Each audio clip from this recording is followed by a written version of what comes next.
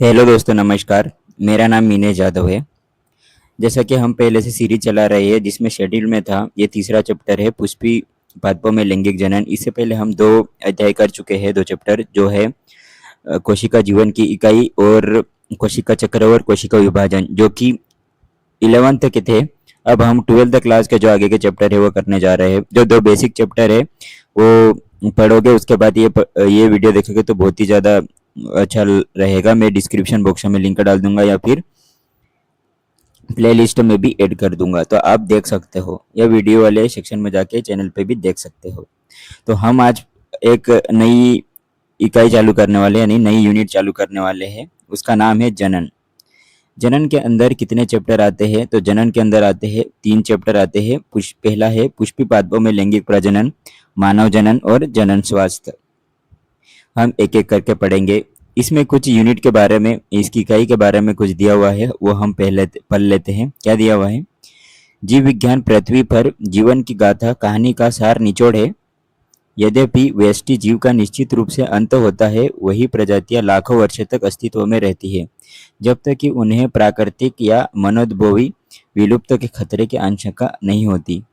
मतलब इसमें यह कहा जा रहा है कि जो जीवन है पृथ्वी पर, जीव विज्ञान से रिलेटेड जो जीवन है, उसमें वो जब तक लाखों वर्षों तक अस्तित्व में रहता है, जब तक कि प्राकृतिक और मनोवैज्ञानिक विलुप्ति का खतरा आशंका नहीं हो तब तक। मतलब अगर जैसे कि आप पहले भी सुने होंगे कि जो हमारे थे डायनासोर, उनके ऊपर उल्का पिंड गिरा था, उनकी वजह से वो मृत्यु हो गई थी। अगर ऐसा ना हो तो वो अभी भी जिंदा रहते। इंसान भी कई सालों से राज कर रहा है पृथ्वी पर इस तरह से। फिर आगे देखते हैं। जनन एक प्रकार से जीव संबंधी प्रक्रिया का रूप ले लेता है, जिसके बिना प्रजातियां लंबे समय तक जीवित नहीं रह सकती। हाँ, जो प्रजातियां है, एक समय आता है मर जाता है, लेकिन उनके बच्चे जनन करके उनके बच्चे पैदा हो जाते, तो वो आगे बढ़ाते रहते हैं। यानी कि इंसान तो रहता है, ठीक है।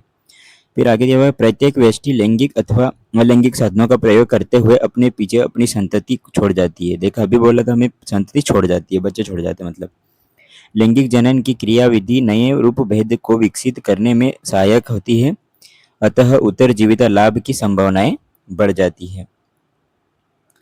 यह इकाई पुष्पी पादपों तथा मानवों में होने वाली जनन प्रक्रियाओं को उनमें उनमें संबंध उदाहरणों सहित व्यापक रूप से समझाती है।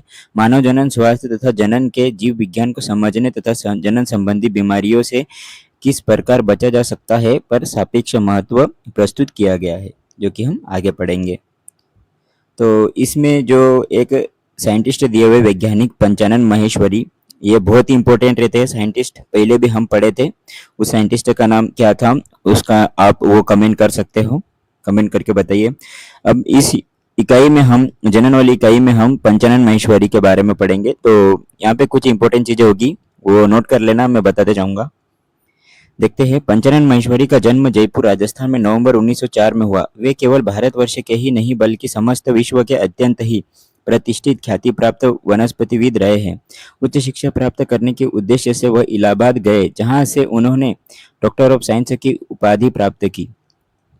कॉलेज के दिनों से ही वह एक अमेरिकन मिशनरी डॉक्टर अध्यापक डॉक्टर डब्ल्यू डिजियन से प्रेरणा लेकर वनस्पति विज्ञान, विशेषकर आकारिकी के अध्ययन में रुचि लेनी शुरू की।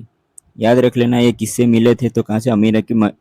अमेरिकन मशीनरी अध्यापक, उनका नाम क्या था? डॉक्टर डब्ल्यू डिजियन था। इसे प्रेरणा लेते थे खास करके वनस्पति विज्ञान में। ये पूछ सकते हैं, आ सकता है नीट में या बोर्ड में भी। इनके शिक्षक ने एक बार अपने विचारों को इस प्रकार व्यक्त किया कि यदि उनका कोई विद्यार्थी प्रगति करके उनसे भी ऊपर निकल जाता है तो उन्हें इससे अत्यधिक संतोष प्राप्त होगा। अध्यापक के इन शब्दों ने पंचानन को प्रोत्साहित किया और वह उनसे पूछ बैठे कि बदले में उनके लिए वह क्या कर सकते हैं। ठीक है, जैसे कि कोई जिज्ञासा होती है ना, कि कोई बोलता है कि हम पढ़ा रहे लेकिन आप आगे चले जाओगे हमारे से तो और भी बहुत अच्छा। तो कोई बच्चे होते हैं, पूछ बैठते हैं कि हमारे उसके बदले हमें क्या मिलेगा इनाम। तो वही पूछ लिया था इन्होंने भी। फिर आगे देखते हैं। उन्होंने भ्रूण विज्ञानीय पहलुओं पर कार्य किया तथा वर्गीकी में भ्रूण विज्ञानीय लक्षणों के उपयोग को लोकप्रिय किया। क्या क्या? वर्गीकी में भ्रूण विज्ञानीय लक्षण पर कार्य किया। ठीक है, भ्रूण विज्ञान के ऊपर खास करके काम किया। भ्रूण क्या होता है वो भी हम आगे देखेंगे। इन्होंने दिल्ली विश्वविद्यालय में वनस्पति विज्ञान विभाग की स्थापना की थी। कौन सी? वनस्पति विज्ञान। कहाँ पे? तो दिल्ली विश्वविद्यालय में। यह विभाग आज उत्तक संवर्धन तथा भ्रूण विज्ञान में अनुसंधान का एक महत्वपूर्ण केंद्र है। ये इंपॉर्टेंट है, याद रख लेना। इन्होंने अपरिपक्व भ्रूण के कृत्रिम संवर्धन पर कार्य आरंभ करने की आवश्यकता पर भी बल दिया। इन दिनों उत्तक संवर्धन ने विज्ञान के क्षेत्र में ऐतिहासिक घटना का रूप ले लिया है। टेस्ट ट्यूब बेबी, परख नली निषेचन तथा अंतः अंडाशयी परागण पर इस कार्य के कारण विश्व भर में इनकी जय जयकार हुई। याद रख लेना का परख नली अंडाशय परागण टेस्ट ट्यूब बेबी के बारे में इन्होंने दिया था, ठीक है। रॉयल सोसाइटी ऑफ लंदन ने इन्हें FRS fellowship, Indian science academy तथा अन्य उत्कर्ष संस्थानों ने इन्हें सम्मानित किया। इन्होंने सामान्य शिक्षा को प्रोत्साहित किया तथा स्कूली शिक्षा के क्षेत्र में महत्वपूर्ण सहयोग प्रदान किया। NCERT ने 1964 में, कब? 1964 में हायर सेकेंडरी स्कूल के लिए जीव विज्ञान की पहली पुस्तक इन्हीं के नेतृत्व में प्रकाशित किया था, ठीक है, इन्हीं के नेतृत्व में। तो आप देख सकते हो कि ये क्या क्या इनको फेलोशिप मिली थी और 1964 में इनका वो हुआ था, वो भी आप याद रख सकते हो, ठीक है। अब हम इसके बारे में जो भी इम्पोर्टेंट है, इसमें फेलोशिप दी हुई थी, मतलब फिर बाद में इन्होंने उत्तक संवर्धन के ऊपर कार्य किया, टेस्ट ट्यूब बेबी, अंडाशय परागण, ये आप इम्पोर्टेंट चीज़ें याद रख सकते हो। फिर वो किससे मिले थे, उनसे प्रेरणा मिली थी। फाइनली जो क्लास 12 तक के जो पहला चैप्टर है वो हम चालू करने जा रहे हैं। आगे जो वैज्ञानिक थे उनके बारे में, साइंटिस्ट के बारे में देख लिए, बहुत ही इंपॉर्टेंट चीज़ होती है, वो 2-4 चीज़ें आप देख लेना। फिर है पुष्पी पादपों में लैंगिक प्रजनन, जो कि हम आज अध्याय पढ़ने वाले हैं। आप नीट 2027-28 या आगे भी कर रहे हो तैयारी, या फिर आप बोर्ड की भी तैयारी कर रहे हो, तब भी आप क्लास देख सकते हो। पुष्पी पादपों में लैंगिक जनन यानी पादपों में क्या होता है वो देखेंगे। इसमें हम देखेंगे, इसमें हम 5 टॉपिक दिए हुए हैं, वो कौन कौन से देखो। पहला है पुष्प अवरोध बीजियों का एक आकर्षक अंग, निषेचन पूर्व संरचना एवं घटनाएं, दोहरा निषेचन, द्विनिषेचन, निषेचन पश्च संरचना एवं घटनाएं और असंगजनन एवं बहुभ्रूणता। आप देख सकते हो, सबसे पहले तो आकर्षक अंग पुष्प के बारे में पढ़ेंगे, फिर निषेचन से पहले होने वाली घटना पढ़ेंगे, फिर निषेचन होता है तब की, फिर निषेचन के बाद वाली, फिर और निषेचन का प्रकार पढ़ेंगे। फिर हम देख सकते हैं यहाँ पे दिया हुआ है, जैसे कि ये पहला पैराग्राफ है, हम चालू कर रहे हैं चैप्टर। तो क्या दिया हुआ है, क्या हम भाग्यशाली नहीं है कि पादप लैंगिक प्रजनक है। असंख्य प्रकार के पुष्प जिन्हें हम आनंद से टकटकी लगाकर देखते हैं, सूंघते हैं तथा जिनकी महक से हम मदहोश हो जाते हैं, और उनके भरपूर रंग आदि यह सभी बातें उसके लैंगिक प्रजनन में सहायक होती है। पुष्प का अस्तित्व मात्र हमारे उपयोग के लिए नहीं है। सभी पुष्पी पादप लैंगिक प्रजनन प्रदर्शित करते हैं। पुष्प क्रमों, पुष्पों तथा पुष्पी अंगों की संरचना की विविधता पर एक दृष्टि डाले तो वे अनुकूलन की एक व्यापक परिधि को दर्शाते हैं, ताकि लैंगिक जनन का अंतिम उत्पाद फल और बीज की रचना को सुनिश्चित हो सके। देख लीजिए, सबसे जो लैंगिक जनन होता है पादपों में, उस पुष्पी पादप में लास्ट में क्या निकलता है, उसका अंतिम उत्पाद क्या होता है, फल और बीज होता है, ठीक है। आइए इस अध्याय में आकारिकी संरचना तथा पुष्पी पादपों अवरोध बीजियों में लैंगिक जनन के प्रक्रम को समझे। चलो समझते हैं, ठीक है। सबसे पहले जो टॉपिक दिया हुआ है, पुष्प अवरोध बीजियों का एक आकर्षक अंग, कि ये जो पुष्प अवरोध बीजियों का एक ये है, वो आकर्षक अंग किस तरह से है वो देखेंगे, ठीक है। प्राचीन काल से ही पुष्पों के साथ मानव का एक निकटस्थ संबंध रहा है। मानव के लिए पुष्प सौंदर्य विषयक, आभूषणात्मक, सामाजिक, धार्मिक तथा सांस्कृतिक महत्व की वस्तु रहा है। यह मानव द्वारा प्रेम, अनुराग, प्रसन्नता, विषाद एवं शोक आदि की अभिव्यक्ति को प्रदर्शित करने में के प्रतीक है रहे हैं। कम से कम ऐसे 5 पुष्प की सूची बनाए जिनका आभूषणात्मक श्रृंगारिक महत्व हो तथा जिन्हें घर एवं बगीचे में उगाया जाता हो। आप 5 उन पुष्प का भी पता करें जिन्हें आपके परिवार द्वारा सामाजिक एवं सांस्कृतिक उत्सवों के दौरान उपयोग किया जाता हो। क्या आपने कभी पुष्प की खेती यानी फ्लोरिकल्चर या पुष्प कृषि के बारे में सुना है? क्या इसका तात्पर्य है? तो जो पुष्प कृषि उसके बारे में बोला है, और जो पुष्प हम पूजा में यूज करते हैं, बगीचे में उगाते हैं, हम फिर सजावट में उपयोग करते हैं, बहुत सारे ऐसे पुष्प रहते हैं, उनके बारे में आपको सोचने को कहा गया है। आप सोच सकते हो। एक जीव वैज्ञानिक के लिए पुष्प आकारिकी एवं भ्रूणीय आश्चर्य तथा लैंगिक जनन स्थल है। अपने कक्षा 11वीं में एक पुष्प के विभिन्न अंगों के बारे में अध्ययन किया। आप पुष्प के बारे में अलग अलग कक्षा 11वीं में जो आता है उसमें देखे होंगे, और नहीं देखे तो भी मैं वो चैप्टर भी पढ़ाऊंगा, उसमें हम देखेंगे। आपको एक प्रारूपी पुष्प के विशिष्ट अंगों को पुनः स्मरण करने में सहायक होगा। क्या आप एक पुष्प के दो अंगों के नाम बता सकते हो जिनमें लैंगिक जनन विकास के लिए सर्वाधिक महत्वपूर्ण वाली दो इकाइयां होती हैं? तो हाँ, बता सकते हैं। इसमें दिया हुआ है, हम देख सकते हैं। इसमें ये है, आप सबसे पहले देखिए इसमें, ये रहा परागकोश है, फिर ये पंखुड़ी।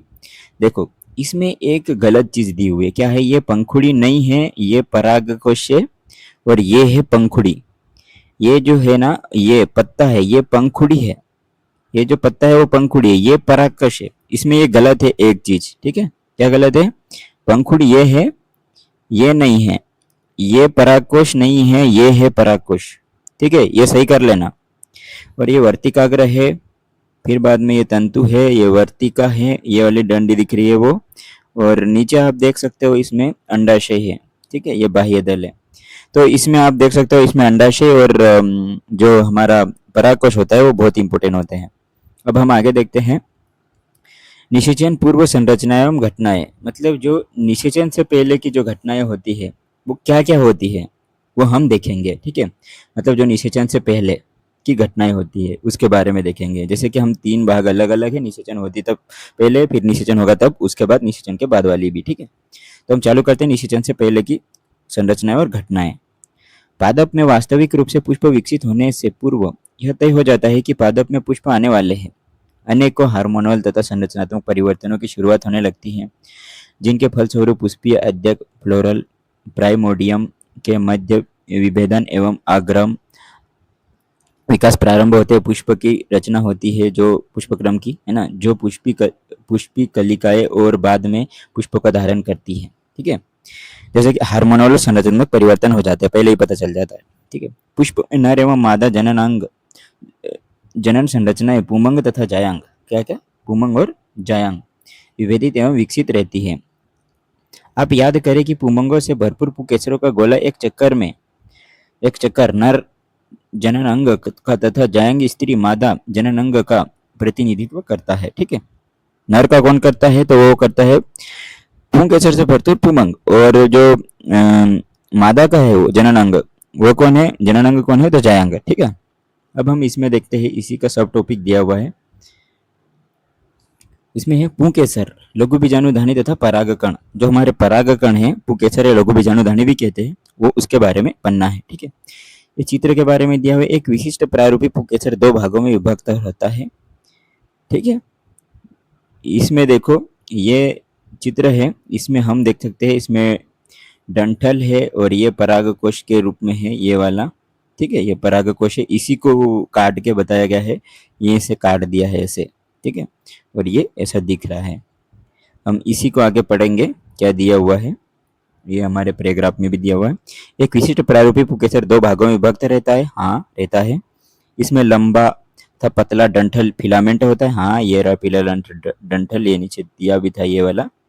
फिर है तथा अंतिम सिरा सामान्यतः द्विपाली संरचना परागकोश कहलाता है। ये रहा परागकोश, जो ये वाला। ठीक है, तंतु तथा समीपस्थ छोर पुष्प के पुष्पासन या पुष्पदल से जुड़ा होता है। पुंकेसरों की संख्या एवं लंबाई विभिन्न प्रजातियों के पुष्पों में विभिन्न होती है। अगर आप 10 पुष्पों प्रत्येक भिन्न प्रजाति से एक एक पुंकेसर एकत्र करें और उन्हें एक स्लाइड पर रखें तो आप देखेंगे कि इनके आकार में बहुत भिन्नता होगी जो प्रकृति में विद्यमान है। मतलब कि आप अलग अलग पुष्प के भी परागकोश रखेंगे, परागकण रखेंगे, तब भी अलग अलग ही संरचनाएं पाएंगे।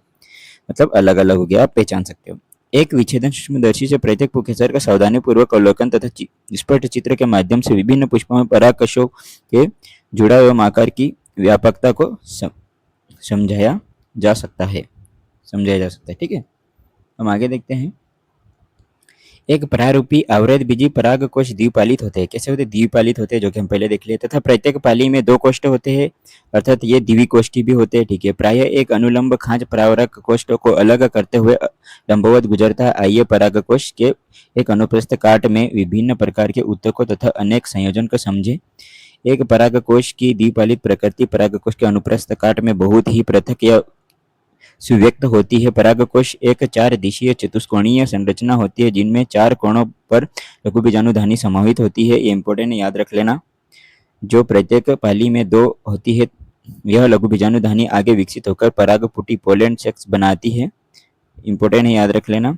फिर यह अनुलंबवत एक परागकोश की लंबाई तथा तक विस्तारित होती है जो और पराग कणों से ठसाठस भरे होते हैं। ठीक है, हम ये चित्र देख सकते हो, ये वाला, इसमें देखा था कि 4 पालियां होती है, अलग अलग होती है। ठीक है, ये हम देख सकते हैं, आप भी देख सकते हो ये एनसीईआरटी में चित्र। फिर इसके बारे में भी बताया गया है। ठीक है, फिर हम देख सकते हैं, फिर आगे देखते हैं कि क्या है लघु बीजाणुधानी की संरचनाएं, मतलब इसकी संरचनाएं कैसी है, क्योंकि हम घटनाएं तो देख लिया, अब संरचना देखते हैं। लघु बीजाणुधानी की संरचना। एक अनुप्रस्थ काट में एक प्रारूपी लघु बीजाणुधानी बाह्य रूपरेखा में लगभग गोलाई में प्रकट होती है। यह सामान्यतः 4 भित्त परतों से आवृत होती है। जो 4 परतें हैं वो इम्पोर्टेंट है, क्योंकि ये नीट में आ चुका है और आता है। जो 4 परतें हैं वो अलग अलग है, जैसे नाम है एपिडर्मिस बाह्य त्वचा, एंडोथीसियम अंतस्थीसियम, है ना।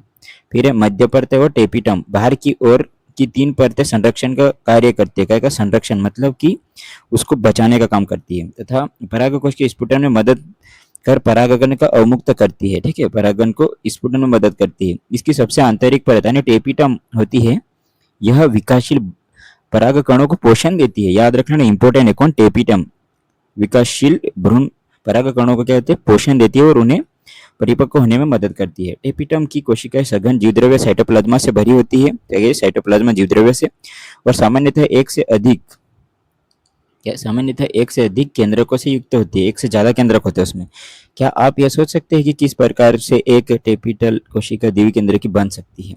हाँ, क्योंकि हमने पहले भी कोशिका में पढ़ा था अभी कि कल इससे पहले वाले वीडियो में कि मतलब जो विभाजन नहीं होती है तो 2 केंद्रक बन जाते, तो वही वाला सीन हो सकता है। और क्या हो सकता है इसमें देख सकते हैं हम कि ये परतें हैं अंतःशिश्यमंद, ये मात्र कोशिका, ये टेपिटम वाली है। इसमें ये डायग्राम देख सकते हैं, क्योंकि ये भी नाम हटा देगा ऐसे नीट में और इसका बताओ, फिर या इसको हटा सकता है, किसको भी हटा देगा और नाम पूछ लेगा, या फिर इसमें इसका कार्य पूछ सकता है, ऐसा टेपिटम वाला, तो कुछ भी पूछ सकता है। ठीक है, अब चित्र भी बहुत ज़्यादा इंपॉर्टेंट है, तो आप देख सकते हो। चलिए अब आगे देखते हैं। जब एक परागकोश अपरिपक्व होता है तब घने सुसंबद्ध सजातीय कोशिकाओं का समूह, जिसे बीजाणुजन ऊतक कहते हैं, लघु बीजाणुधानी के केंद्र में स्थित होता है। ठीक है, लघु बीजाणुधानी के केंद्र में स्थित होते हैं कौन, बीजाणुजन ऊतक। ठीक है, अब देखते हैं कौन, जब परागकोश अपरिपक्व होता है तब। ठीक है, अब हम देखते हैं आगे लघु बीजाणु जनन। लघु बीजाणु जनन कैसे होता है, मतलब जनन कैसे करता है, लघु बीजाणु कैसे बनता है।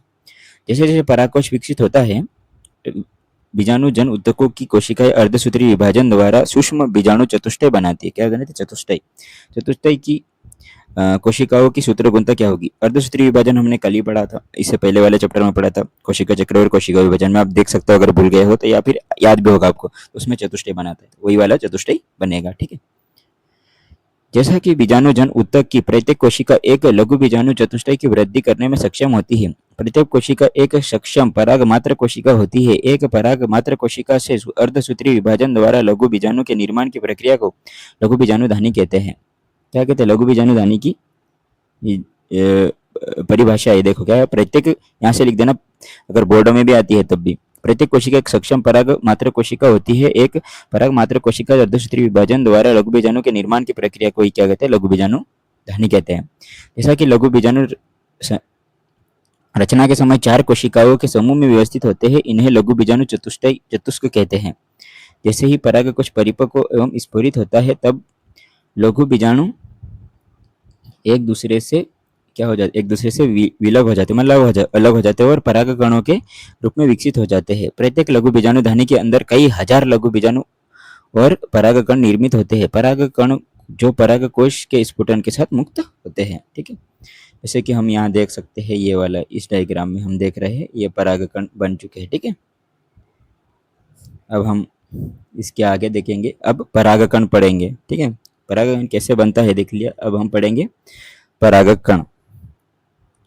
नए युग्मकोद्भिद का प्रतिनिधित्व करता है, नर युग्मकोद्भिद का प्रतिनिधित्व करता है। अभी आपको परागकण देते हुए नर युग्मकोद्भिद भी दे देगा, या फिर ऐसा भी क्वेश्चन आ सकता है कि नर युग्मकोद्भिद का प्रतिनिधित्व कौन करता है, तो परागकण। लेकिन याद रखना मादा का नहीं करता, नर युग्मकोद्भिद का करता है। मादा का भी करेगा, मादा वाला पार्ट आएगा तो हम वहाँ पे भी पढ़ेंगे। आगे दिया हुआ, यदि आप हिबिस्कस, गुड़हल या किसी अन्य पुष्प के खुले परागकोश को छूते हैं तो आप अपनी उंगलियों में पीले रंग के पाउडर जैसे पराग कणों को पाते हैं। एक कांच की स्लाइड पर एक बूंद पानी डालकर उस पर यह पराग कण छिड़के और एक सूक्ष्मदर्शी में देखें। आप निश्चित रूप से आश्चर्यचकित हो जाएंगे कि विभिन्न प्रकार की प्रजातियों के पराग कण विन्यास, आकार, रूप, रंग एवं बनावट में भिन्न दिखते हैं, जैसे कि पहले भी हम देखे थे। पराग कण सामान्यतः गोलाकार गोलीय होते हैं। कैसे होते हैं? गोलाकार गोलीय होते हैं, जिनका व्यास लगभग 25 से 50 माइक्रोमीटर होता है। ये इंपोर्टेंट है, याद रख लेना लाइन, ठीक है। इनमें सुस्पष्ट रूप से दो परतों वाली भित्ति होती है। कठोर बाहरी भित्ति को बाह्योचल कहते हैं, जो कठोर बाहरी होती है उसमें, ठीक है, जो कि स्पोरोपोलेनिन से बनी होती है। क्या? स्पोरोपोलेनिन, ये भी इंपोर्टेंट है, याद रख लेना। तो सर्वाधिक ज्ञात प्रतिरोधक कार्बनिक सामग्री है, यह प्रतिरोधक है, ठीक है। ये इंपोर्टेंट है, बहुत ज्यादा याद रख लेना। फिर है यह उच्च ताप तथा सुदृढ़ अम्लों एवं क्षारों के प्रमुख टिक सकती है, मतलब ये नष्ट नहीं होती। कौन? स्पोरोपोलेनिन की परत, याद रख लेना, ये बहुत ज्यादा इंपॉर्टेंट है, आता है मीटर में आज भी चुका है। अभी तक ऐसा कोई एंजाइम नहीं पता चला कि स्पोरोपोलेनिन को निम्नीकृत कर सके। ये देखा, कोई सा एंजाइम नहीं कि स्पोरोपोलेनिन को हटा सके या निम्नीकृत कर सके, ठीक है। परागकण के बाह्य चोल में सुस्पष्ट द्वारक या रंध्र होते हैं, जिन्हें जनन छिद्र कहते हैं, जहां पर स्पोरोपोलेनिन अनुपस्थित होता है, याद रख लेना, ठीक है। परागकण जीवाश्मों की भांति बहुत अच्छे से संरक्षित होते हैं, क्योंकि उनमें स्पोरोपोलेनिन की उपस्थिति होती है, जो कि किसी से विघटित नहीं होगी। बाह्य चोल में प्रतिमानों एवं डिजाइनों की एक आकर्षक सारणी स्तंभों की पंक्तियों प्रदर्शित की गई है, ठीक है। यहाँ पे दिया हुआ बाह्य चोल सख्त होना चाहिए, छिद्र के क्या कार्य है, ये वाला दिया हुआ है, ठीक है। ये जो हम चित्र के बारे में यहाँ पे ये जो दिए हुए ये देख सकते हैं आप, ये वाले, ठीक है। इलेक्ट्रॉन सूक्ष्मदर्शी में अलग अलग तरीके से दिए हुए आप देख सकते हो चित्र में। अब हम आगे देखते हैं। परागकण की आंतरिक भित्ति को अंतःचोल कहा जाता है और बाहर वाली को बाह्यचोल, ठीक है। यह एक पतली तथा सतत परत होती है जो सेल्यूलोज एवं पेक्टिन की बनी होती है। क्या है? सेल्यूलोज और पेक्टिन की बनी होती है। कौन? अंतःचल, आंतरिक परत परागकण की, ठीक है। परागकण का जीवद्रव्य साइटोप्लाज्मा एक प्लाज्मा भित्ति से आवृत होता है। यह परागकण परिपक्व होता है तब उनमें दो कोशिकाएं, कायिक कोशिका और जनन कोशिका समाहित होती है। कायिक कोशिका और जनन कोशिका, जिसमें आप देख सकते हो इसमें ये रही दो कोशिका है, ये रही ये कायिक कोशिका है और ये जनन कोशिका। जनन कोशिका छोटे होती है अपेक्षाकृत और कायिक कोशिका बड़ी होती है और कायिक कोशिका तैरती है, ठीक है। हम देख लेते हैं, आगे देखते हैं, दिया भी हो सकता है, हमने पढ़ लिया था। आगे देखते हैं। कायिक कोशिका बड़ी होती है, जिनमें प्रचुर खाद्य भंडार तथा एक विशाल अनियमित आकृति का केंद्रक होता है। देख लिया। जनन कोशिका छोटी होती है तथा कायिक कोशिका के जीव द्रव्य में तैरती है। कौन? जनन कोशिका कायिक कोशिका के द्रव्य में तैरती है। ये नीट में आ चुका है, इंपॉर्टेंट है, बोर्ड में भी आएगा, बहुत ही ज्यादा इंपॉर्टेंट है, नोट कर लेना। यह तर्कु आकृति घने जीवद्रव्य और एक केंद्रक वाला होता है। 4% अधिक आवृत बीजी पादपों के परागकण इस दो कोशिकीय चरण झड़ते या संगलित होते हैं। देख लेना कितने 60% पादप, मतलब कि एक जनन कोशिका होगी और एक कायिक कोशिका होगी, ठीक है। शेष प्रजातियों में जनन कोशिका सम सूत्री विभाजन द्वारा विभक्त होकर परागकण के झड़ने से पहले 3 चरणीय 2 नर युग्मकों को बनाती है। दूसरी होती है वो 3 चरणीय होती है, ठीक है। अब आगे देखते हैं हम। अनेक प्रजातियों के परागकण कुछ लोगों में गंभीर एलर्जी एवं शोषणी वेदना पैदा करते हैं, जो कभी कभी चिरकालिक शोषण विकार जैसे कि दमा, शोषणी शोथ आदि के रूप में विकसित हो जाती है। मतलब कि हम परागकण से किसी को कोई होता है तो मतलब कि कोई फसल काटता है तो उससे भी एलर्जी हो जाती है। तो मजदूरों का आपने देखा होगा या किसानों का देखा होगा कि वो मास्क बांधते या कपड़ा बांध लेते मुंह पे, तो उससे दमा या फिर कोई सी बीमारी नहीं होती जिससे एलर्जी नहीं हो सकती, ठीक है। इसके लिए बचाव के लिए यह बताया जा सकता है कि भारत में आयातित गेहूं के साथ आने वाली गाजर घास या पार्थेनियम की उपस्थिति सर्वव्यापक हो गई है, जो परागकण एलर्जी का कारक यहाँ है, ठीक है, जो कि गेहूं के साथ आई थी। आगे देखते हैं हम। परागकण पोषणों से भरपूर होते हैं, उसमें पोषण भरपूर होता है, कई में परागकण में। हाल के वर्षों में आहार संपूरकों के रूप में पराग गोलियों टेबलेट्स के लेने का प्रचलन बढ़ा है। पश्चिमी देशों में भारी मात्रा में पराग उत्पाद गोलियां एवं सिरप के रूप में बाजारों में उपलब्ध है। पराग खपत का यह दावा है कि यह खिलाड़ी एवं धावकों, अश्व, घोड़ों की कार्य दक्षता में वृद्धि करता है। जैसे कि हम ये देख सकते हैं चित्र में, कौन है? पोलन उत्पाद, ये वाला, ठीक है। आप देख सकते हो इसमें दिया हुआ है कि ये टेबलेट्स के रूप में भी हमारा परागकण काम आता है, ठीक है। अब हम आगे देखते हैं। परागकण जब एक बार झड़ते हैं तो ये अपनी जीवन क्षमता अंकुरण क्षमता खोने से पहले वर्तिकाग्र पर गिरते हैं। यहाँ जहाँ यदि आवश्यकता हुई तो निषेचन करते हैं। आपके विचार में परागकण में जीवन क्षमता कितने समय तक रहती है? कौन सा परागकण कितने समय तक जीवन सक्षम रहता है? बहुत विविधताएं पाई जाती है। बहुत हद तक यह विद्यमान तापमान एवं आर्द्रता पर निर्भर करता है। तापमान और आर्द्रता, ठीक है। कुछ अनाजों जैसे धान और गेहूं में परागण अपनी जीवन क्षमता बहुत जल्द यानी 30 मिनट में खो देते हैं। क्यों? गेहूं और धान में, याद रख लेना। जबकि गुलाब हुआ रोजेसी, लेग्यूमिनेसी और तथा सोलेनेसी आदि कुछ कुछ सदस्यों में परागकणों की जीवन क्षमता महीनों तक बनी रहती है, महीनों तक, ठीक है। ये इंपॉर्टेंट है, याद रख लेना, आता है क्वेश्चन नीट में और आ भी चुका है। आपने शायद सुना हो कि कृत्रिम गर्भाधान के लिए मानव सहित बहुत से जानवरों के वीर्य शुक्राणु का भंडार किया जाता है।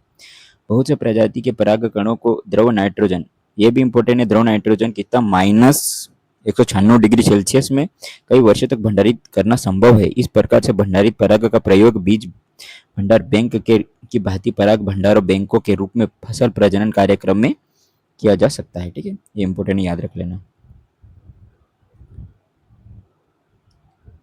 फिर जो इसके बाद है स्त्री केसर या गुरु बीजाणुधानी, बीजांड एवं भ्रूणकोश, ये हम अगले वीडियो में पढ़ेंगे। आप सभी का धन्यवाद यहाँ तक देख रहे हो तो, और इसी के साथ आप चैनल को सब्सक्राइब और वीडियो को लाइक और अपने दोस्तों के साथ शेयर करिए और बताइए कि यहाँ पे एनसीईआरटी पढ़ाई जा रही है और नीट के लिए अगर आप मेरे साथ जुड़े हुए हो तो बहुत ही अच्छे से तैयारी हो जाएगी। तो आप सभी का फिर से धन्यवाद। फिर मिलते हैं अगले वीडियो में।